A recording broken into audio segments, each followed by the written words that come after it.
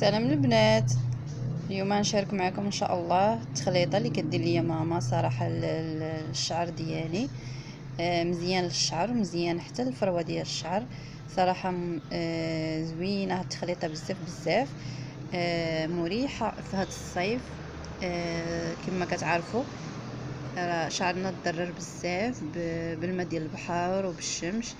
التخليطه هذه صراحه رائعه، غنشاركها معكم. كيف ما كتشوفوا معايا عندنا الورد، عندنا الريحان، عندنا اوراق ديال السدر، عندنا هاد النجيمه هذه، عندنا الكركدي، وكيف ما كتشوفوا معايا الشيبه ماما اللي كتكرمها صراحه وكديرها في الفريغو. وعندنا عواد ديال المخينزه، صراحه هما مزيانين للشعر.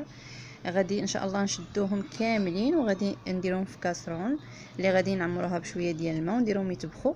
وتقدروا تخلطوهم يا اما بالحنه يا اما باش ما بغيتو تقدروا ديروهم غير يغلاو مزيان مزيان وديروهم في شعركم بلا حنه بلا حتى شي حاجه. صراحه مفيدين بزاف للشعر. كنتمنى ان شاء الله تجربوها وتردوا عليا. كيف ما كتشوفوا معايا هذه الخزامه مطحونه مع شحال من عشبه.